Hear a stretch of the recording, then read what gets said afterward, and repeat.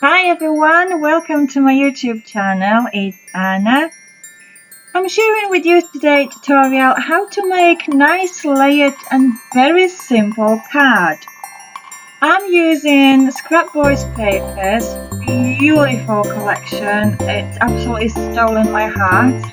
So this year all my Christmas cards is actually made with this collection. So I hope you don't mind me sharing on and on the same papers, but I just absolutely adore it. So what I'm doing, I'm cutting the card onto the size 5 by 7 inches, just slightly smaller than my card base, and the second layer just about ½ centimeter shorter on each side what my previous layer was. And from the leftovers papers, I'm using them in my composition. I'm just distressing edges and just cutting them into like an arrow shape.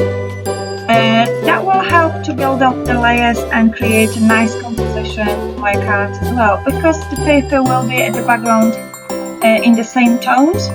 So that's obviously something what I'm looking for. So every single part of the arrows and my card bases, I'm distressing just using ordinary scissors, nothing complicated, nothing too fancy. If you have the proper distressing tool, then by all means go for it and use it.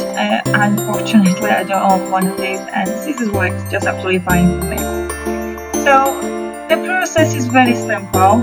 Once I've distressed all the pieces what I need to use for my card, I will take it to the next level and will show you what I will be doing in just 1 minute. So moving on to the next level, the next part of my card, I have this beautiful stencil from Crafter Workshop, and I've designed a few cards for them as a samples, which they are being used on the packagings. If you're not familiar with Crafter Workshop's company, it's a USA company which produces absolutely lovely stencils. They have absolutely great designers in their team.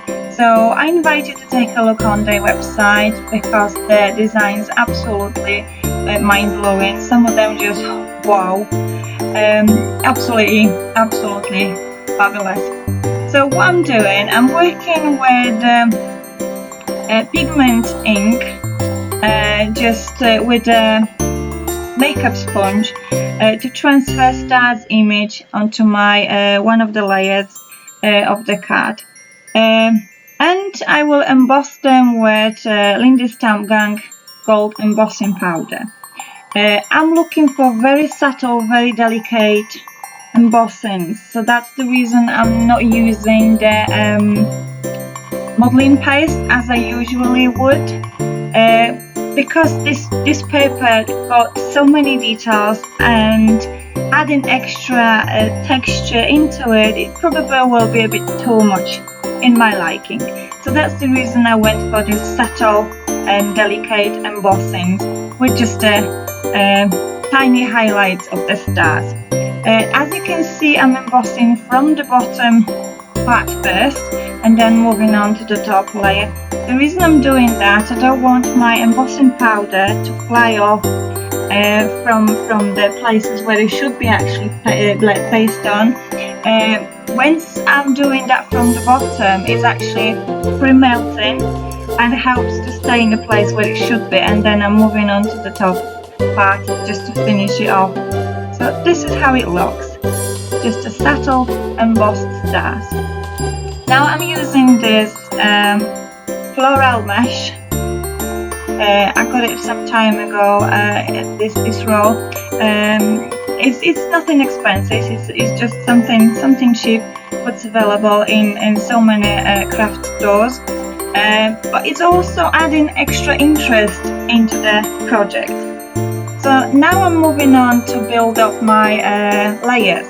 To my top layer, I'm adding pieces of a chipboard, using obviously hot glue gun, because it dries quick and it helps me to move on to the next part what I'm wanting to do.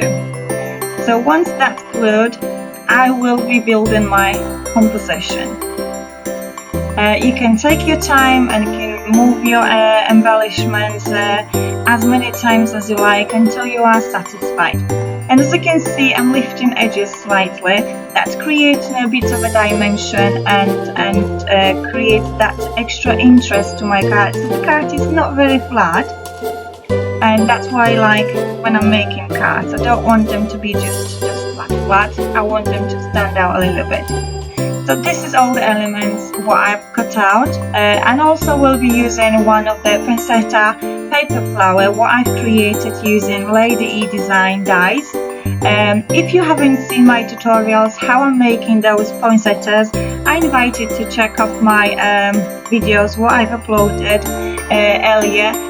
One of the tutorials how I'm making them is actually there. So feel free to take a look. It's a very simple process, and I'm sure anyone can do it and create stunning poinsettias. So now I will put some nice music for you to continue with working on my card. All the information regarding products will be found in the description box below. So I hope you enjoyed this tutorial. I hope you found it inspirational, and I will truly appreciate if you will leave me any comments, any suggestions for future videos. And I'd also like to thank you very much for taking the time to watch my videos, to support my channel. It really means a lot to me. And also, I would like to wish you a very, very Merry Christmas and Happy New Year. So, till the next time.